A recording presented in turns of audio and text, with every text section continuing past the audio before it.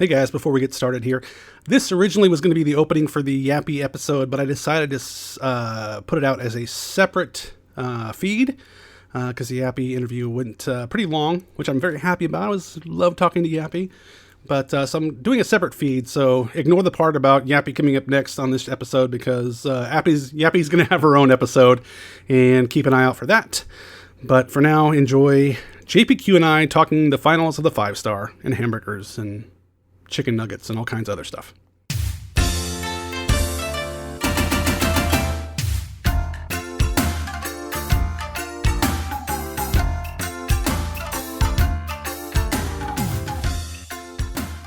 Ohayou gozaimasu, konnichiwa, konbanwa, for whenever you're listening to the Joshi Pod, your weekly podcast about the world of Japanese women's wrestling, Joshi Wrestling. I'm your host, Eric Howard, coming to you from beautiful San Diego, California. And on top here, we have JPQ online with us. We're going to talk Stardom. A little later in the show, we have Yappy from Ice Ribbon and Peace Party. And that's about a 2-hour interview. But I love Yappy so much, I didn't want to stop talking to her. But first, let's talk a little Stardom. And let's bring JPQ on the line. JPQ, how are you? First time, long time. I'm happy to be here. No, I'm kidding. What's up, dude? In San Diego, it's 70 degrees. In Los Angeles, it's 70 degrees.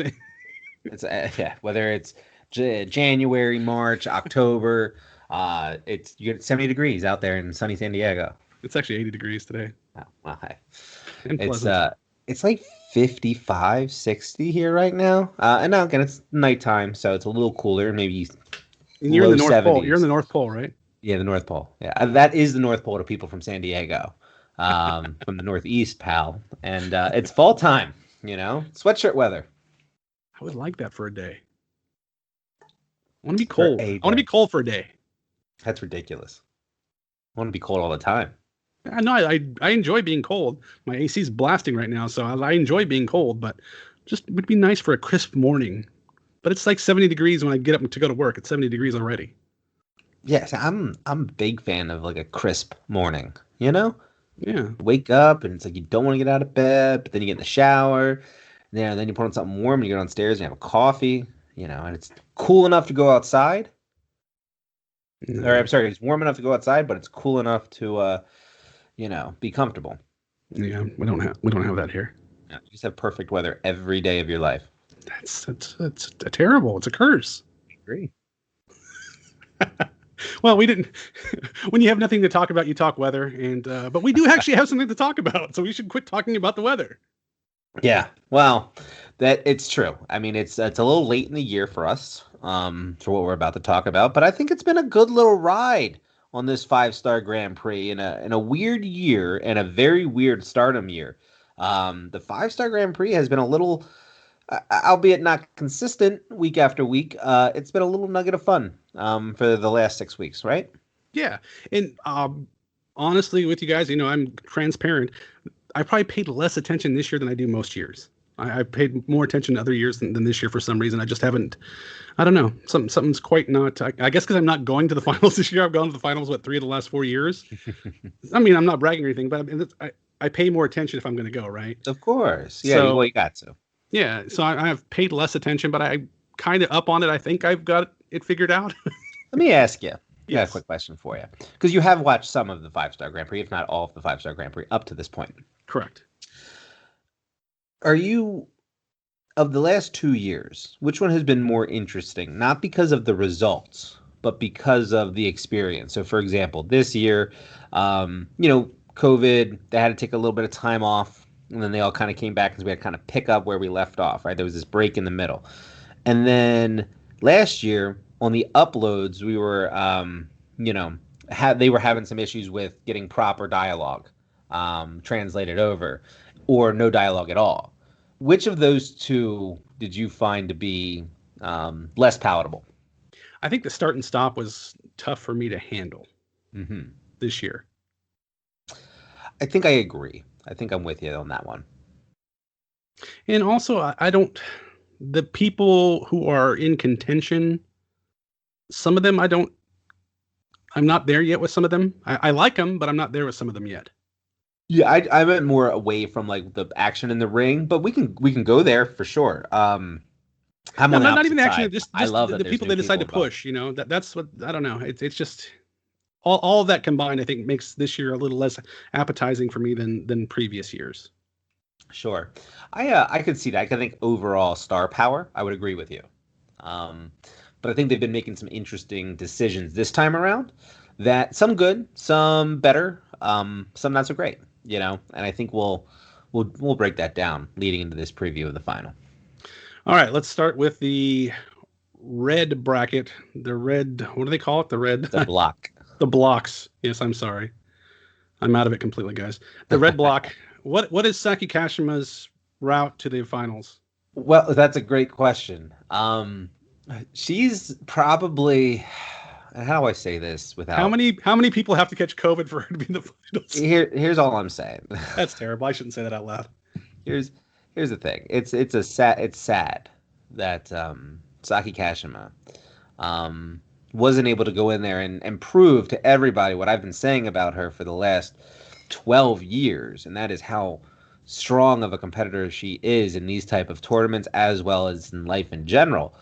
But she took a back seat. She smartened up and she said, you know what? There's a lot of things going on in the world right now. I'm going to keep myself fresh so that when we come out of this, I can hunt down the big dog in the yard who might be a little weak coming off of a tournament like the Five-Star Grand Prix, and then she's going to attack.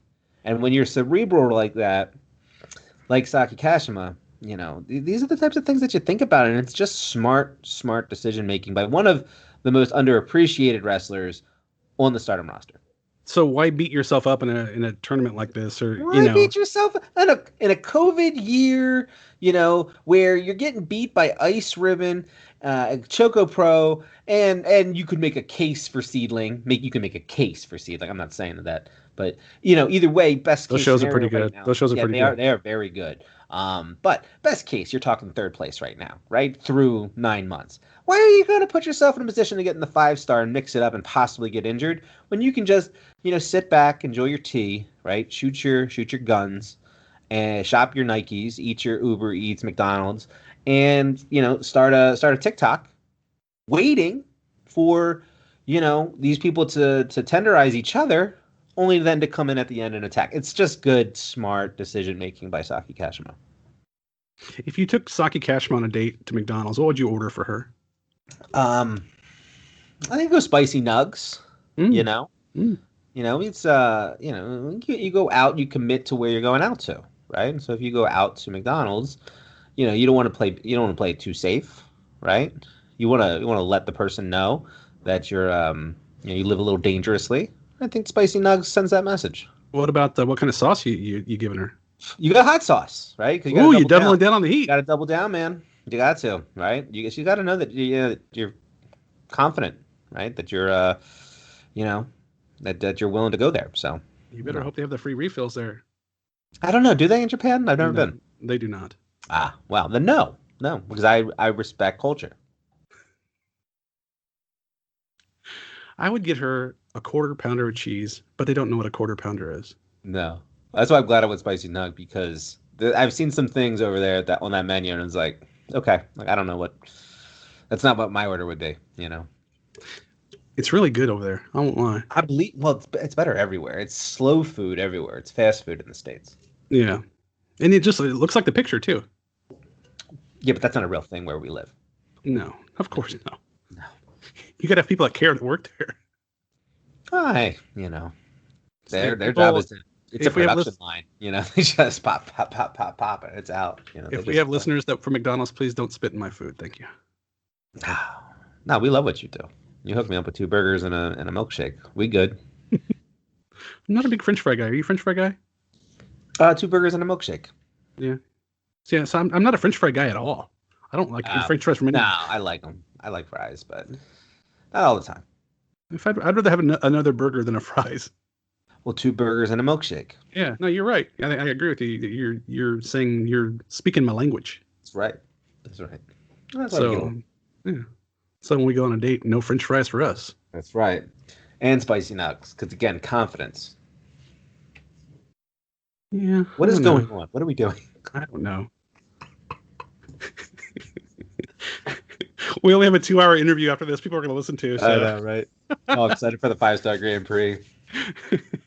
Hysterical. that's what we do. Okay. Okay, the red block: Konami in Himika and Mayu and Tam are the final four that are in the running. Yeah. So, do you want to start with Mayu and Tam, or do you want to start with Konami and Himika? Well, I just want to say that when we started when we did the preview show for 5-star 5 weeks ago or whenever it was, we talked about the top half, bottom half. And I think this top half of Mayu, Himika, Konami, and Tam, I think that is as strong of a top four as you could potentially have in any type of tournament. And there was a lot of talk of Julia, and there seemed to be a lot of people down on Tam at the beginning, thinking that she wasn't going to be like she was just going to get lost in the shuffle. It's the button fly thing all over again. And she stayed relevant. And Konami is just an ass kicker, and Himika's showing that she's an unstoppable force. And Mayu's your champ, and she's been acting like it for a while now, but she's had a great 5-star up to this point.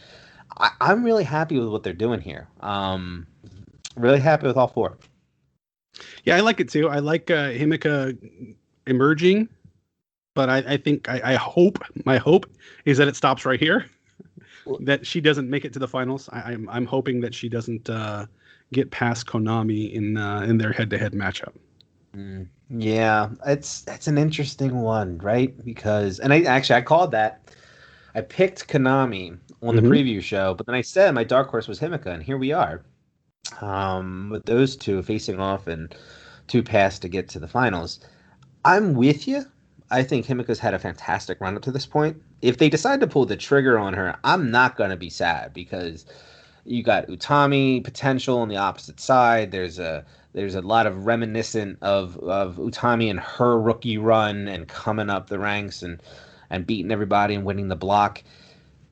Then you have those two going off each other like the younger stars, but they're like the ones that are going to start pushing really really hard soon.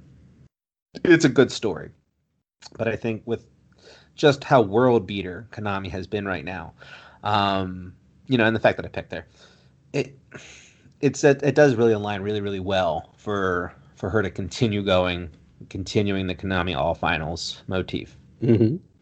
And so if Himika wins, she's in the finals. Yeah, that's it. Yeah. So Konami needs a win and some help to make the finals.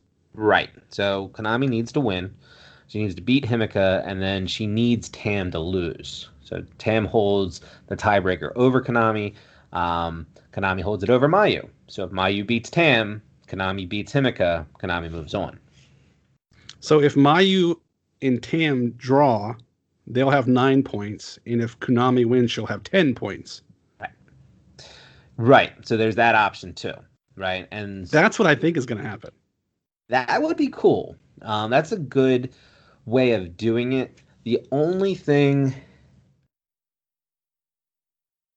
Yeah, I think I prefer that draw over Himika and Konami drawing, and then Tam beating Mayu and taking the spot, like stealing the spot. Although, Tam moving on is interesting. Oh, yeah. Right? Because she's been left behind, right, by a lot of people. Now, her diehard fans got her back, obviously, but... a lot of us are thinking these weird paths and these fun paths and kind of daydreaming a little bit. And there's Tam. And if you get a Himika Konami draw and then Tam beats Mayu, well, it's a hell of a way to get to your first block win, and get to your final. Ultimately, though, I think I like what you're saying. Mayu, Tam, that's your draw. And then Konami goes on and takes care of business against Himika and moves on. And that's a very conventional, straightforward way of that happening, and I'm a big fan of that too. Yeah, I just think it's probably a year too early for Himika. I think that, but they like to push people to the moon, right? I mean, so who knows? But they got to replenish. They need that high mid card lower main event spot. They need a couple people there. And I think to your point, they succeeded with that with Himika, and it's time to keep the momentum with Konami. But if they pull that trigger, it's a very bold move. It'll be interesting to see if Himika can continue the momentum outside of a tournament, because that was Konami's downfall last year. Yep. Yeah. All right. So so we're both going with Konami finding some way to make it to the finals. Yes, real quick. Mayu. Yes. 1, do you think she has a chance? And 2, how would you feel if the red belt champion won? Um, the whole 5-star. Mayu does not need to win anything. She does not. But just the idea of a champion winning the 5-star. I think it kind of defeats the purpose of the 5-star. Okay. I think it's like a champion winning Money in the Bank or something. It's like, why? They're already the champion. What happens next? Yeah. You know what I mean? And it's interesting. I don't know what they could possibly do. I'm not 100% in favor of it, but with Julia beating her the first night, Julia having the Wonder Belt, Mayu maybe calls her out and says, I'm going to go after the Wonder, and she puts herself, then they pick up the Arisa versus Mayu, red versus white that they teased at the end of last year. That's an avenue they could go down. I don't think they will, obviously, but wouldn't that be interesting? Oh, yeah. I think so. But yeah, no, Mayu I think it'd be a waste of the opportunity to elevate somebody else to have her win it again. I agree. Ultimately, I agree. Yeah.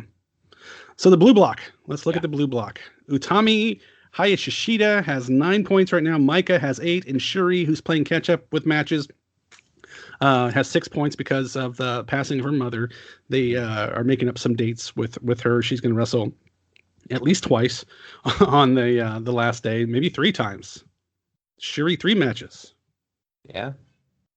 Shuri 3, Maika 3. Yeah, Maika has 2 as well. Yeah, so Maika and Shuri face off.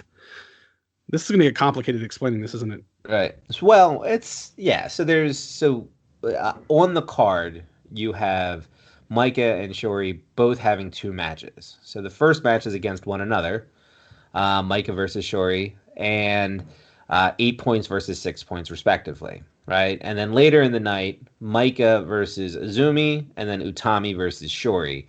And we can break down the scenarios as we go here, but you're going to see both of them wrestle minimum twice, and then possibly a third time for the in the final. So Maika and Shuri, I would see Shuri defeating Maika and both being with 8 points apiece. Agree? It has to be the case, right? There's no conceivable way they're just going to knock Shuri out in the first match of the final night. Doesn't make sense. So if they'll both go to 8 points, Utami will still have 9 points, and then Utami and Shuri wrestle, and then Maika and Azumi wrestle. Right. And here's what I like. 1, it's Queen's Quest versus DDM. Mm-hmm. And that faction war is the most tantalizing faction war. And it's only 2 factions that really are worth paying attention to. And they're committing to that story, and I dig that, and so I'm happy that this is how it works out. Azumi, 4 points going into the final night with no real, no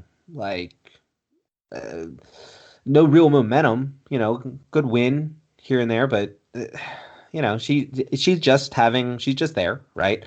Which is a high-speed title champion. You would expect a little bit more. She's going up against Maika, who's pretty much steamrolled through everybody. So this looks like one where Maika should just pick up the W, get her 10 points, and be in an opportunity to put the pressure on Utami. However, this is a nice opportunity. 1, shame on me, and shame on you, Eric, for treating Maika as if, and we're both pretty high on her. But she's the future champion. She's coming to the 5-star, and we both sat here in the preview and said, "Yeah, she'll get 6 points. She'll get 8 points, but she's not going to be a factor on the final day." Shame on us. They're taking that future of Stardom Championship seriously, and they put it on her. And then they had her beat Momo, beat Utami in the 5-star, and pretty much be dominant outside of a weird loss to Natsuko. Be dominant. This got upset written all over it, in my opinion. I think Maika and Shuri cost each other the championship by beating the hell out of each other in their match. Okay. I could see that. DDM on DDM. It's and just them being so beat up before their other matches. It's good storytelling. That, that Utami beats Shuri and Azumi beats Maika. All right. Yeah. Yeah. And then you got a little Queen's Quest DDM thing. I'm good with that. I'd be happy if that happened. Um, I don't know. So Micah wins. She goes to 10. Utami wins. Should go to 11. She'll go to 11. So you could still have that play out that way as well. Yeah, But I think maybe you see a time limit. Maybe you see a TLT here. Maybe this is where Micah beats Shuri and knocks her out in the first match. Goes to 8, then ties or then time limit draws with Azumi. Doesn't lose to her, but doesn't beat her either. She goes to 9. She's got a tiebreaker on Utami, and then now she's looking at Shuri to say, I know I beat you, but you need to get your shit together, because I need you to take her out. Mm-hmm. That's a story. Yeah. I'd be down for that. Or just survive. Because Micah would have 9. No, because then Utami would go to 10. That's true. So well, no, if Micah beats Shuri, she'll have 10. No, right, but I'm saying, oh wait, that's right, because she's got 8. And then if she draws with Azumi, she'll have 11. 9. Yeah. 9. Right, so she would have to lose. Yeah, so my thing was, oh wait, no, I said she would beat Tori. Yeah, so I had that flipped. That whole part was wrong. Yeah, you're right. It would have to be a loss and a tie. But this is what I love about. I mean, this kind of stuff I love. It's like Americans, the foreigners tune out right now. But like for baseball and stuff, right now we're down the stretch right now, and if this happens, if this magic numbers and all kinds of stuff like that, that's what this reminds me of, right now, and I love it. I love it. I think last year was kind of fun with Hater versus Konami, and the fact that Konami had 11 points. I believe it to be 11, and Jamie had a chance. Jamie had a chance to hit 12. I think that's how the numbers shook out last year on the last night. But Konami was just sitting there and couldn't do anything to improve her position at all. That was an interesting story. This year, the one thing that they've done really, really well is put both blocks evenly in a situation with 4 wrestlers on the final night, which is what you want. Sometimes you get too complicated. Sometimes it's just 2 people at the end, and you kind of know at that point who's going where. But, they've done a good job, a good balancing act of keeping us on our toes. I mean, look at us. We're trying to break down every pathway and then pick the best one. They've really done their jobs booking. And this even goes back to the first night where Julia came out just smoking, takes out Mayu, and the whole world goes crazy, right? Because there's no reason why Micah should beat Momo, right? There's no reason why Himika should be winning on her first night. And obviously we know what Shuri is going to do. And then night 2, same type of thing, this DDM dominance, and just everybody's like, they're just going to steamroll through everybody. Stardom's WWE. Who says that? Eric Howard from the Joshi Pod. What? Then and then boom, and then they kind of hit their groove with it. Now Momo could have been represented a little better in my opinion, but wait till you see all those people run out with black masks on and attack everybody. Retribution. It's just gonna be all the Sakis. It's gonna be Hazuki and Kagetsu. They're coming back. But yeah, it's just very compelling. It's just a very compelling tournament that living through wasn't the greatest because of that break, but like looking back on it, it's really been a nice tournament. It really has been. Yeah, and I like that. You said so many people are still alive. There's stories to be told here in this last day. Yeah, and then you build stories for the rest of the year. Like there should be, it's a big deal that Mayu's lost a couple here and that she could potentially lose to Tam. And that sets up an interesting thing with Stars because they're kind of weak right now. So we have free agents potentially that could be added after the 5-star or during the final. And that's interesting. There's a lot of interesting things finally happening for Stardom this year on a positive note. And so we see if they can get a little momentum going before year end. Yep. So who do you have coming out of the blue block? That's the question, isn't it? I can't think of a reason. What are you drinking? Oh, so this is a Hello Kitty Fizzy Pop. Cherry lime flavored drink that I got from the World Market. Yeah, it's one of those drinks. Kawaii. Is it? Yeah, it's a kawaii. It is kawaii, I guess. You're very kawaii. Look at me being kawaii. I'm never kawaii. But yeah, it's tasty. It's a nice little drink. It reminds me of those drinks from Red Robin. I don't know who has those, but they have like a similar type of cherry limeade.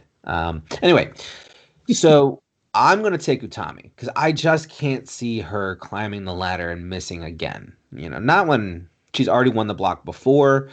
They're pushing her pretty good. She was pretty much the face of Yokohama shows before they got canceled.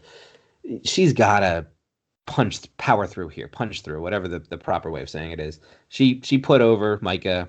It's now time for Shiori to put over her and move her up the ranks. So we get Utami in the finals. That's what I'm looking for.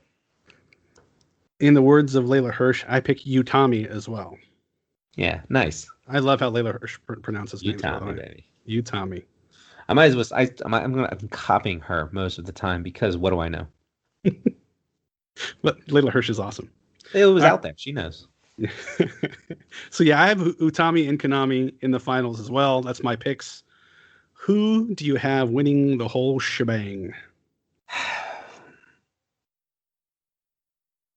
I think I said before that I had Momo beating Konami in the finals. I think that was what I said on the preview show. But I said I was cool with Utami as well. I lean that way. I think Utami, the Konami's thing's nice. Okay, let me pitch you on this.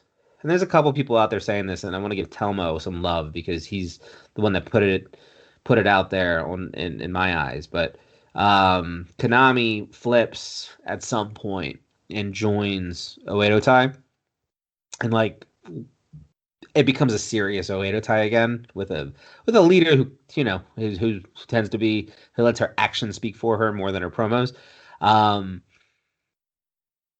And if she had a world title coming or opportunity coming up when that happens, well, that's a very interesting story to be told, and I'd be down for that. So if they went that direction, I'd be okay with Konami. Otherwise, I still like Konami, the bridesmaid, never the bride, and never winning one of these things.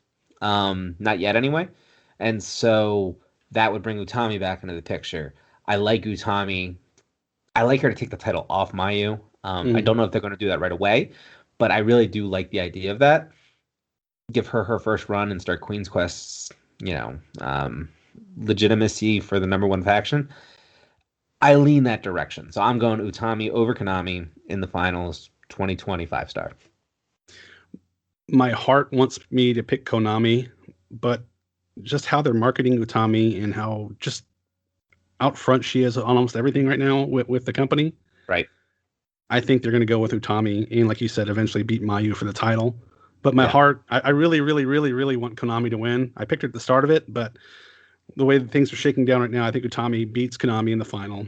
And I think it may set off something in Konami to change some things up.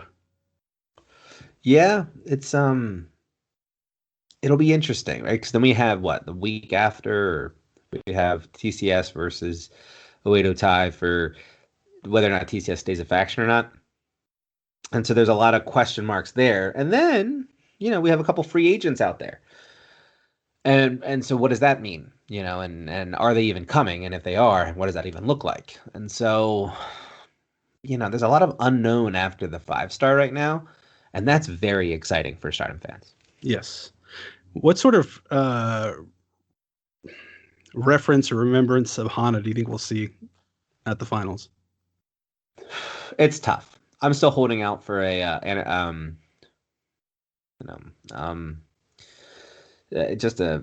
some type of a show to honor her. Mm-hmm. I don't know if they're going to do it, and I don't know if it's going to be this year. And I think if they do it, I don't know if it'll be this year. However, she won it last year. Yeah. Yeah, she won it last year. I want to say that there's going to be some type of what's the way to put this? They're going to show some type of tribute without it being the main thing. You know what I mean? It's not like they're not going to come out and say like this is now the Hana Kimura trophy. You know what I mean? Like it's not going to be something like that direct. But maybe it's she's wearing pink gear. Or something. You know what I mean? Like something. There's like a pink thing. There's something going. There's some type of way of whatever Konami's way of honoring Hana is, and then at the championship, whatever Utami and Hana's thing was, I think will be represented. Like, I think it'll be something more intimate than direct in your face. Yeah, I would prefer that also as well. Yeah. I would prefer, Konami wearing pink camouflage or whatever, something like that.